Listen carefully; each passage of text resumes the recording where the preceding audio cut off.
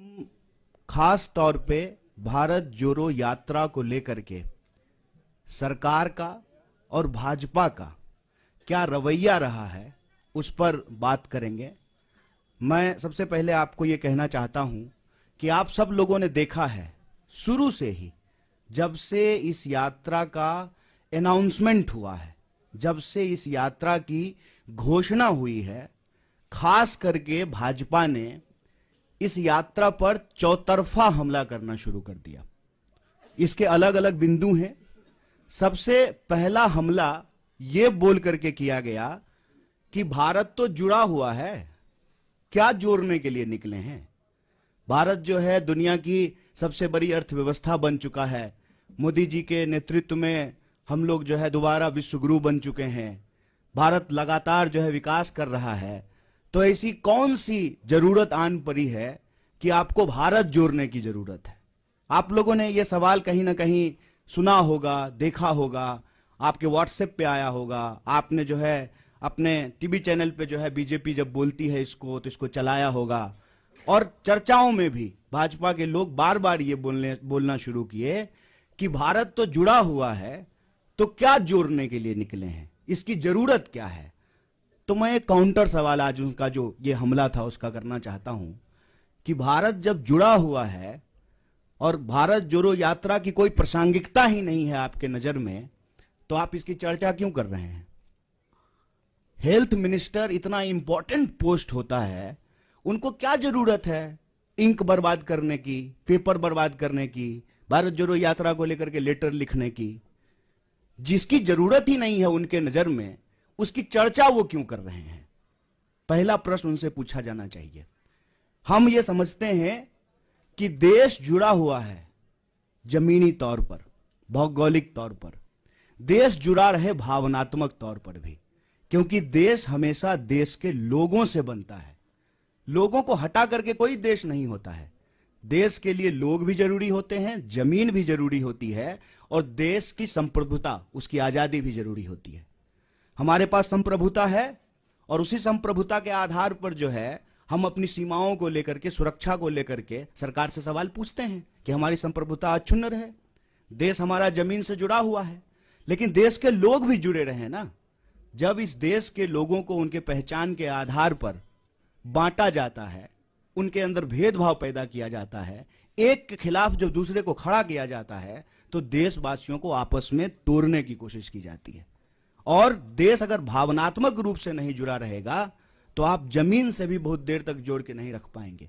इसीलिए देशवासियों को आपस में जोड़ना जरूरी है। और पहले दिन से हमने कहा कि यह यात्रा दिलों को जोड़ने की यात्रा है। हम चाहते हैं कि देश में मोहब्बत हो। यह जो नफरत की बयार लगातार बह रही है, इस नफरत को हराया जाए, क्योंकि अगर नफरत का माहौल रहेगा तो देश के भीतर जो बुनियादी सवाल हैं, रोजी रोटी, कपड़ा, मकान, शिक्षा, स्वास्थ्य, सड़क, बिजली, पानी, ये मुद्दे गायब हो जाएंगे राजनीति के विमर्श से। हमारी मंशा बिल्कुल साफ थी।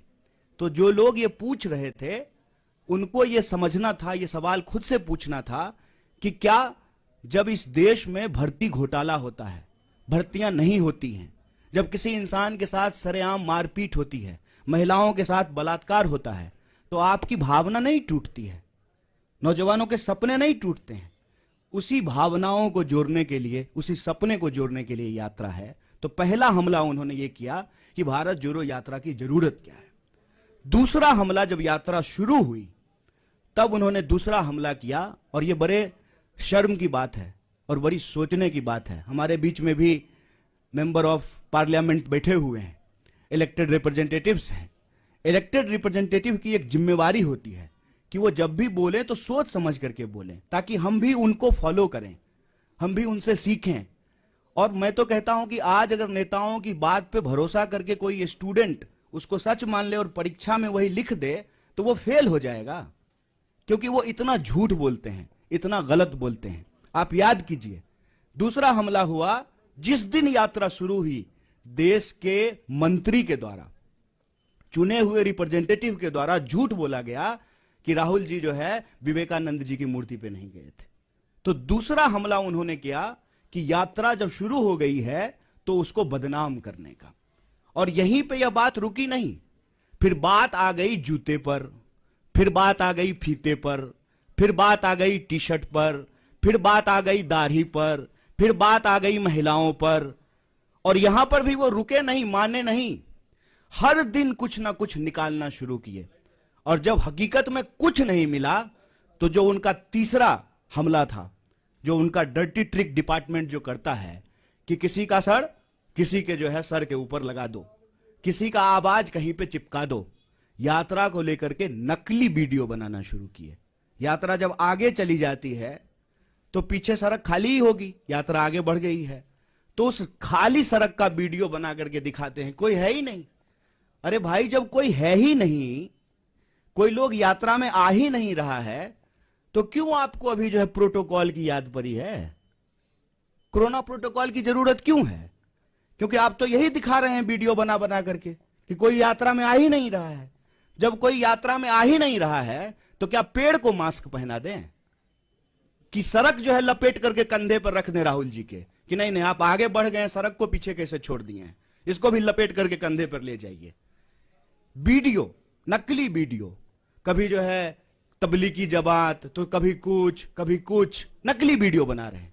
जबकि यात्रा में जो लोग शामिल हैं वो देखते हैं सबसे आगे इस देश का राष्ट्रीय ध्वज होता है। और जयराम जी, दिग्विजय सिंह जी, इनसे हम नौजवानों को सीखना चाहिए कि लगातार वो उस झंडे के साथ चलते हैं। हमारा सेवा दल जो हमारे स्वतंत्रता आंदोलन के जमाने के जो गाने हैं उसको गाते हुए चलते हैं। पीछे जो है हमारा एक बैंड पार्टी होता है जो म्यूजिकली जो है देशभक्ति गानों को बजाता है और उसके पीछे जो है वो राहुल जी चलते हैं। तब जो है इस यात्रा के ऊपर जो है देशद्रोह जैसे कालिख लगाने की कोशिश करना, गलत वीडियो बना करके इसको बदनाम करना, ये इनका तीसरा हमला है। और चौथा हमला आप सब लोगों ने देखा होगा कि राहुल जी गुरुद्वारा जाते हैं तब भाजपा ठीक रहती है, राहुल जी जब चर्च जाते हैं तब भी बीजेपी को कोई दिक्कत नहीं है, राहुल जी जब मजार पे जाएं, मस्जिद पे जाएं तब भी भाजपा को कोई प्रॉब्लम नहीं है। मंदिर में जाते ही ऐसा लगता है जैसे भाजपा वालों को कोई जमाल गोटा खिला दिया हो, अचानक से दस्त होना शुरू हो जाता है। क्या प्रॉब्लम है आपको? इस देश का नागरिक, इस देश का व्यक्ति, इस देश के किसी भी धार्मिक संस्थान पर जाने के लिए स्वतंत्र है। आपका कोई जो है पेटेंट है क्या कि सिर्फ आप ही जाएंगे? और नियम, कायदे, कानून, ओम का चादर सीधा है, ओम का चादर उल्टा है, और ये वो लोग बोल रहे हैं जो गुफा में चश्मा लगा करके ध्यान करते हैं। ये जो चल रहा है इससे मैं बस एक अर्थ निकालता हूं कि इन्होंने बहुत कोशिश की कि इस यात्रा को इग्नोर किया जाए। इनसे इग्नोर नहीं हो पा रहा है। बहुत प्रयास किया, बहुत समझाया अपने कार्यकर्ताओं को कि यात्रा गुजर जाए, बिल्कुल खिड़की दरवाजा बंद कर लेना। इंसान की अपनी भी इच्छा होती है, इंसान की अपनी भी बुद्धि होती है।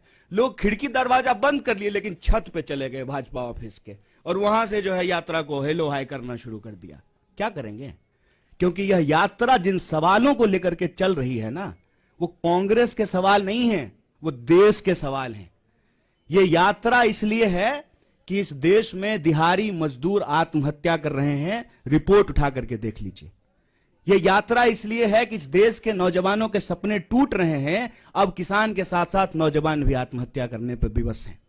आप व्यापारियों, छोटे व्यापारियों की हालत जाकर के देखिए कि किस तरीके से उनके उद्योग धंधे, उनका कारोबार जो है वो समाप्त किया जा रहा है। आप महिलाएं जब इसमें शामिल होती हैं तो उनका एक ही सवाल है कि हम सुरक्षा चाहते हैं। जिस तरीके से आज महिलाओं के ऊपर अत्याचार बढ़े हैं वो उससे सुरक्षा चाहते हैं। अपने अपने मुद्दों को लेकर के जवान, किसान, नौजवान, महिलाएं, मजदूर, व्यापारी, प्रोफेशनल्स, मीडिया के लोग, पुराने प्रोफेसर्स, फिल्म से जुड़े हुए लोग, तमाम तरह के लोग इस यात्रा में शामिल हो रहे हैं। और जो दल की सीमा है, उस दल की सीमा से परे जाकर के यह यात्रा देश की यात्रा बन चुकी है। इसीलिए इनका जो क्लेम था ना कि सबसे बड़े देश के लिए, देश हित में सोचने वाले ये हैं, तो ये एक्सपोज होना शुरू हो गए हैं। और इससे इनको घबराहट है। इनको मालूम है कि कांग्रेस पार्टी इस देश की सबसे बड़ी विपक्षी पार्टी है। इस पार्टी ने इस देश को आजादी दिलाई है और आजादी के ऊपर जो आंच आई है उसको लेकर के डट करके कांग्रेस सड़कों पे उतर गई है, खड़ी हो गई है। तो अब इनको चिंता सताने लगी है, इसीलिए अब नया बहाना आया है। कोई समझाए इन प्रचंड मूर्खों को, कोरोना बहाना नहीं, बीमारी है।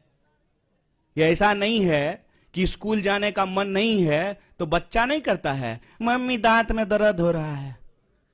ये बहाना नहीं है, ये बीमारी है।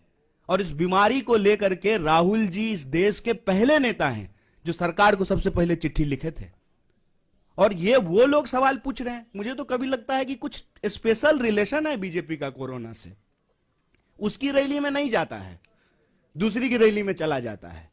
और डे नाइट का सेंस कितना है कोरोना को, दिन में हो जाता है, रात में नहीं होता है। आप लोगों ने देखा ना, पार्लियामेंट में कोरोना था, मास्क लगाए हुए थे।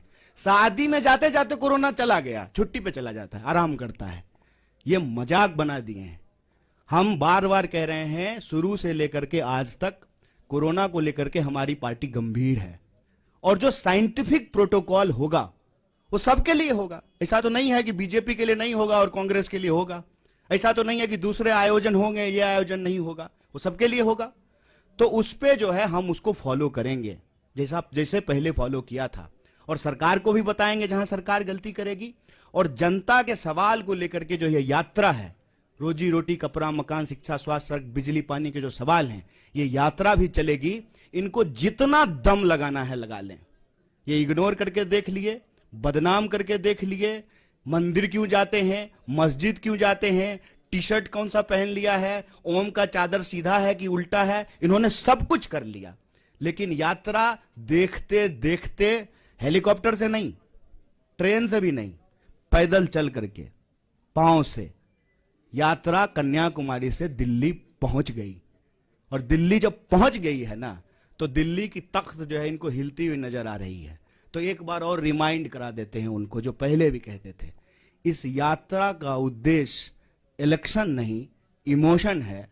आप इमोशन साफ रखिए। इस यात्रा से आपको कोई थ्रेट नहीं होगा, क्योंकि हम इस यात्रा के माध्यम से भीड़ नहीं जुटाना चाहते हैं। हम चाहते हैं कि इस देश के नागरिक अपने सवालों को लेकर के, नागरिक, भीड़ नहीं, अपने सवालों को लेकर के इस यात्रा में शामिल हो। और यह यात्रा जिस तरह से कन्याकुमारी से चली है, यह यात्रा कश्मीर तक जाएगी, यही हम लोगों को उम्मीद है। और आप लोग सब अपने तरीके से इस यात्रा में शामिल हो रहे हैं, जुड़ रहे हैं। एक बार फिर से आपको बहुत बहुत धन्यवाद।